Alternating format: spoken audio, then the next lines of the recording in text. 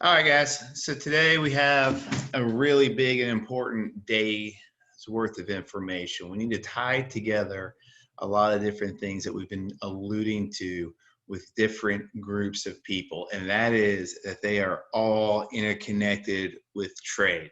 So we've talked about groups of people like East Asia, South Asia, the Middle East, North Africa, and West Africa, all being interconnected by land-based trade. And we're going to tie all the loose ends together. And this is a really big thing because we said we're most interested in this class when things start with one group of people and spread to other groups of people. Well, the only way that those things happen is through actual trade and interactions, or at least before the end of this unit. So there's some basic themes that we all need to know about this period. These trade routes were around before 1200. These trade routes are not new to this time period.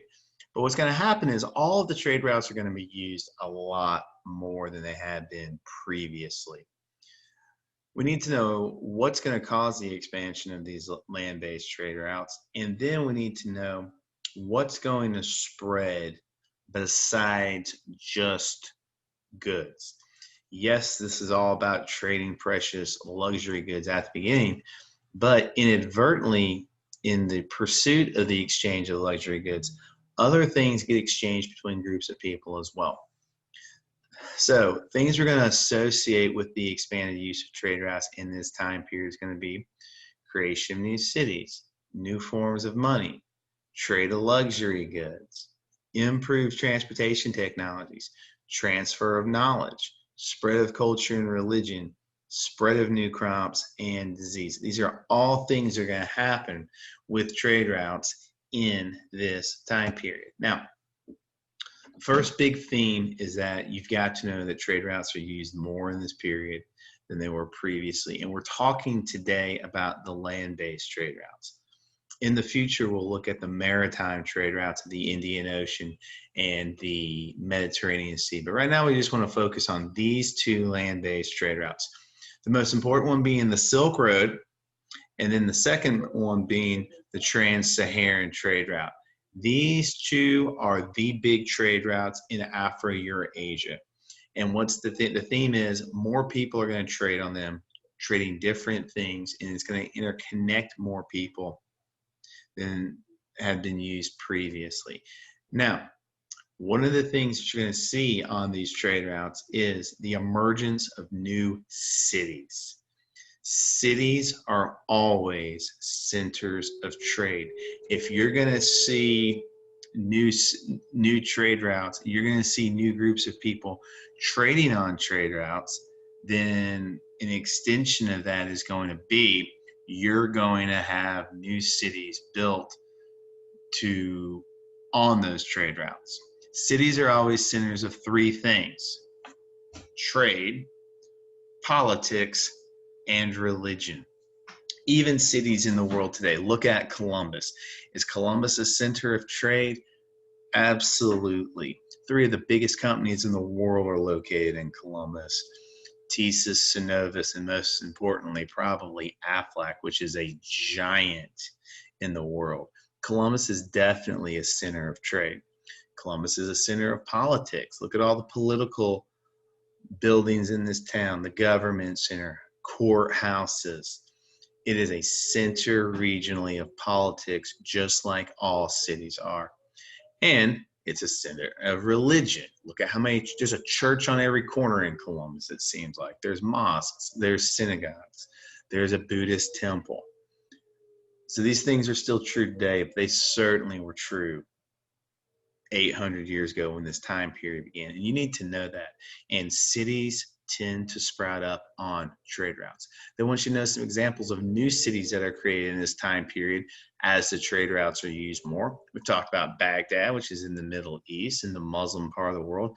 We've also talked about Timbuktu, which is a new city that's built in this unit in West Africa. That's a center of trade, specifically the gold and salt trade. Cities on trade routes tended to be very cosmopolitan. Again, you're going to have groups of people from all over the world going to cities in pursuit of trade.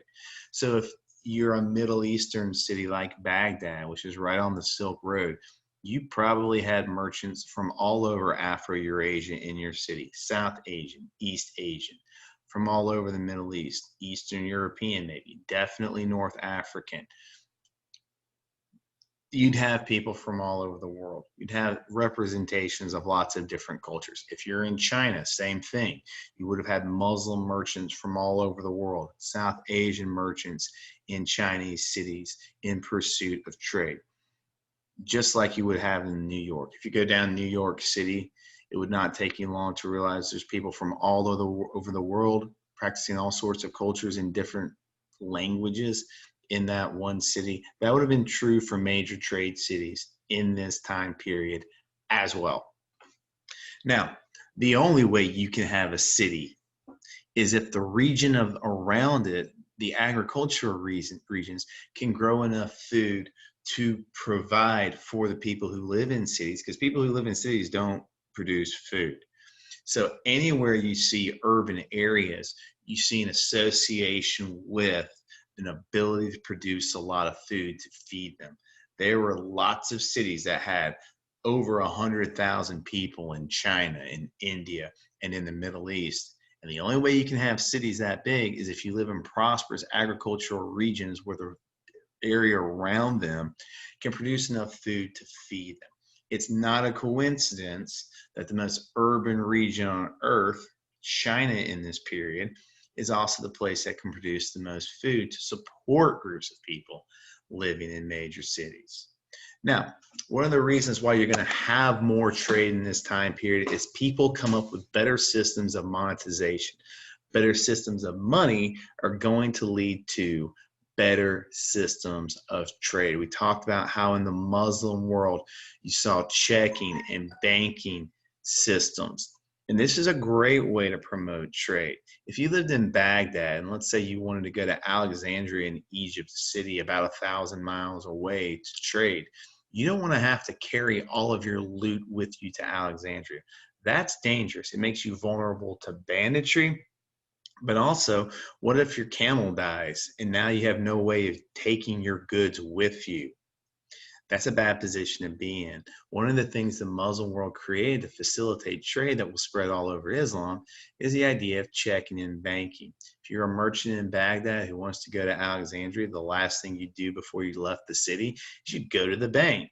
You deposit a certain amount of money and they would give you a check saying this guy is good for this amount. And now you can go to Alexandria and you don't have to carry all your loot. And you don't have to make yourself a target. And you're not relying upon putting all this wealth on the back of a camel. You go to Alexandria, first thing you do, you go to the bank, cash in your check, and now you can purchase the goods you want to trade for. This is a great way of promoting trade, and this is something you'd see all over Islam. Also, the use of and creation of paper money. We said East Asians, the Song dynasty, created the use of paper currency. They had printing, they had paper, and they used it to make paper money. This is going to help facilitate trade. And the idea of using paper currency spreads. And we'll talk later on in this class about who's most responsible for the spread of Chinese paper currency, but we're not quite there yet. All these new forms of monetization make trade easier, leading to more trade, leading to these trade routes being used more. Now, we've talked about how each of these regions we've talked about are going to trade certain things. I just wanted to put it all in one place for you so you can see it. This is incredibly important for you to know. Each of these places has luxury goods they're exporting, and they're importing these goods from other regions. East Asia, silk, porcelain, and also iron. Now, I threw iron in here. This really isn't a land-based trade route, trade good. Iron is too heavy to throw on the back of a camel. This is going to be something that we associate with Indian Ocean trade, but we'll talk more about that going forward. South Asia, spices, cotton, textiles. We've talked about that. Middle East, haven't talked so much about what they're exporting. One of the things they're exporting is also textiles made out of wool. If you know anything about the Muslim world, one of the things they're famous for is their carpets. made out of woolen cloth, and these become a major export from this region.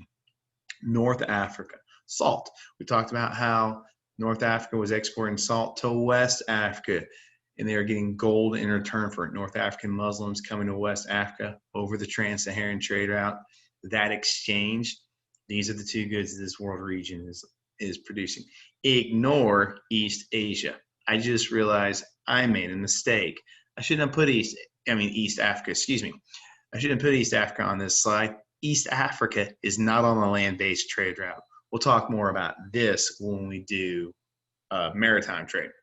As these routes expanded, elites became more exposed to foreign luxury goods, which caused them to want foreign luxury goods more, which made it more valuable for merchants to continue to trade luxury goods. And this is going to be a cause of the expanded use of these trade routes. Now, one of the problems with trade was how far you had to go. And both trade routes, especially the Trans-Saharan, but also the Silk Road, go through really nasty deserts. During this time period, you're going to see new technologies created to help support transportation by land, to help facilitate long distance trade. The camel is domesticated. You've got to know that the beast of burden for trade for hundreds and hundreds of years is not a horse, it's a camel. Camels are superior to horses as a beast of burden in every possible way. They can carry more goods, they need less food, they need less water, and they're tougher. Plus, when you're going through a desert, camels are much more adaptive to that than a horse. Camels are the main beast of burden. Anywhere you saw land-based trade, you would have seen camels as beasts of burden carrying those trade goods. Now, the problem with camel is they're funny shaped. Those humps are a problem. How do you get goods on the back of a camel? Well, in this period, a special type of camel saddle was created that allowed you to put the saddle between the two humps of a camel and put a lot of goods on the back of it. And this is going to revolutionize trade because it enables you to use the camel better to carry more goods farther distances. This is a major transportation technology breakthrough that's going to lead to more trade. The compass is invented. Lots of people are surprised by how old the compass is. The compass, like lots of other things, is invented in East Asia. And by the time this period is in, merchants all over Afro-Eurasia are using the compass for trade. This is going to help facilitate trade.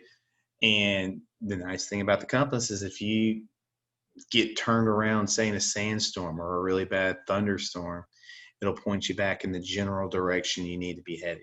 And caravansary. We talked about caravansary in the Muslim world. We said caravansary are going to be a system to help facilitate travelers.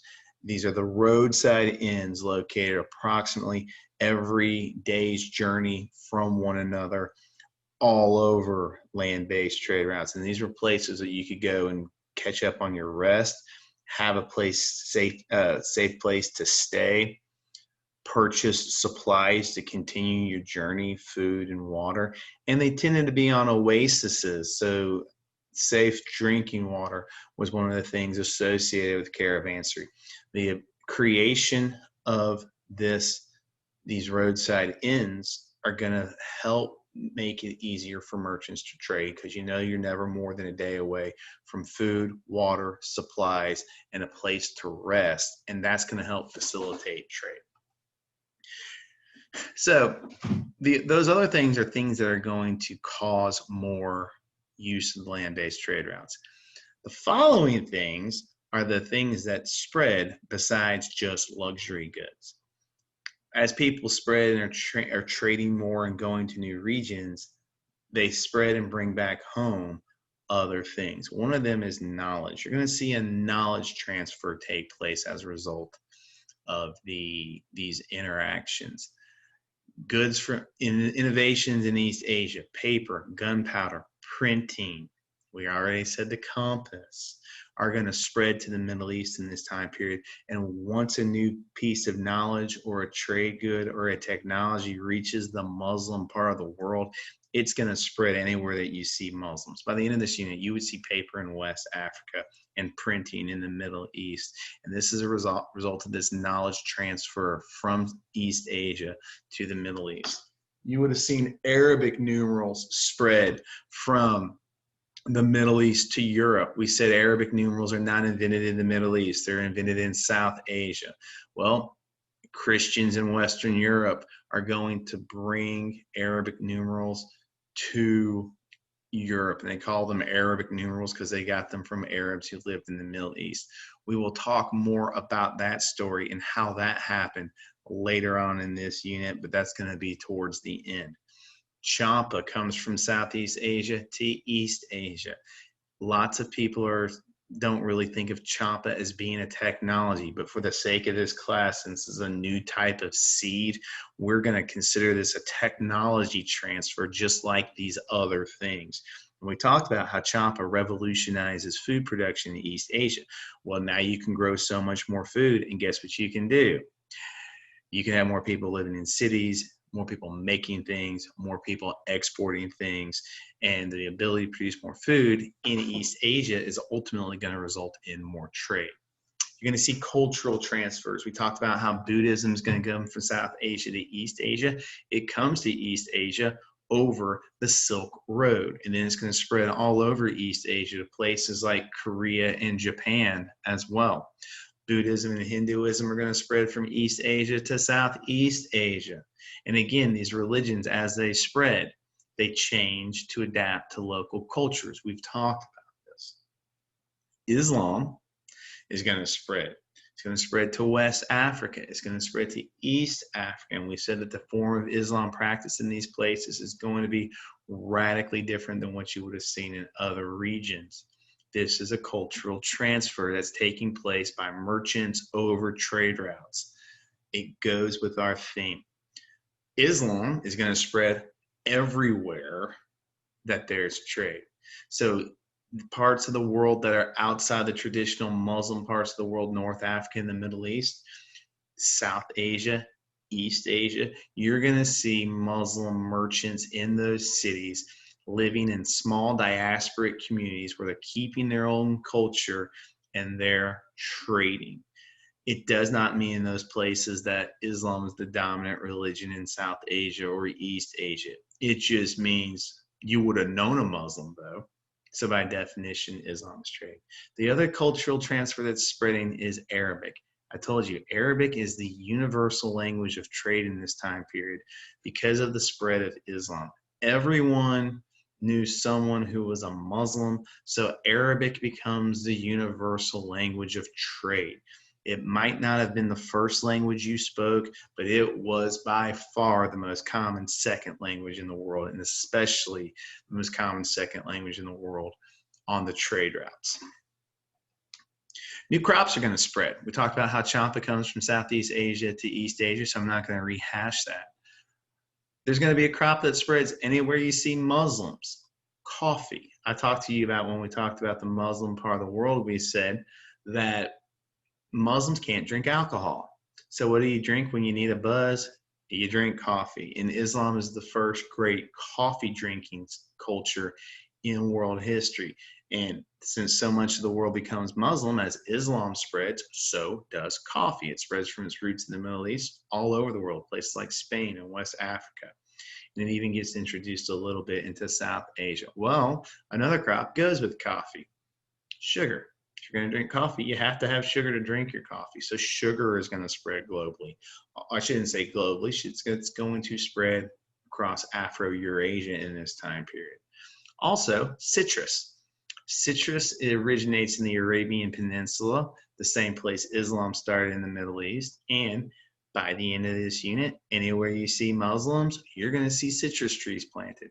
Famously, Spain. By the end of this unit, Spain is covered in orange and lemon trees. Well, I'm getting ahead of myself a little bit, but eventually the natives of Spain drive the Muslims out. They're left with the citrus trees. And then what's the first thing they do in the next period?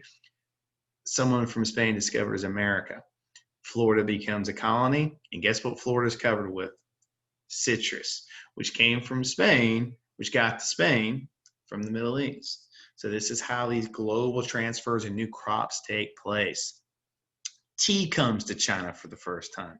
China is the first great tea drinking culture in world history. Tea did not originate in China. It came from South Asia. And this is something that they're going to plant and grow and start to drink widely in this unit. Now, I need to say something. These are not goods that are being traded long distances. I went on a trip to the Middle East. I had an orange. The orange is delicious. I wonder if it will grow well back where I live. So I bring back some orange seeds. I plant the seeds. They do grow well. And now 100 years later, where I live is covered in these things. So these are inadvertent things that are spread. These are not trade goods that are spread. And disease. Now we're going to talk about disease a lot in this class. There's an incredibly awful epidemic disease, and we're learning a lot about epidemic diseases right now. That's going to spread globally, called the bubonic plague. This thing spreads over the land-based trade routes, primarily through the work of merchants who didn't know what they were doing.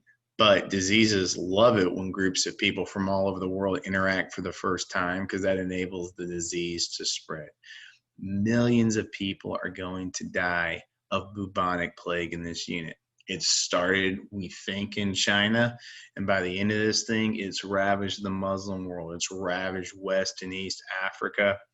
It has wrecked Europe. We're going to talk more about this in the days and weeks to come, because there is a specific group of people, again, who are going to be most responsible for this spread, and we're not at them yet. But just understand that plague is one of the things that gets spread. Now, one of the things that you need to know is that there's also increased world travelers for the first time. You need to know the two great world travelers in this time period. The first one is Ibn Battuta. Ibn Battuta is from North Africa. He actually originates in this city, Tangier, in North Africa. And he is a Muslim scholar who spends his life traveling the world. He goes everywhere that you would have seen a Muslim population. He visits West Africa, East Africa, Asia, South Asia, East Asia. And before the 20th century, he was probably the most well-traveled human being in world history. Ironically, he dies of Black Plague, bubonic plague. So again, just shows how interconnected that is. And then I also want to introduce to you someone you may have heard of before, Marco. Anyway, he was an Italian who went on a famous trip to the Silk Road. He goes east all the way to China. And he ends up working for a Chinese dynasty that we haven't talked about yet for 20 years, a white European serving as an important bureaucrat in a Chinese dynasty. That's an interesting story that we're going to talk about more in the days and weeks to come.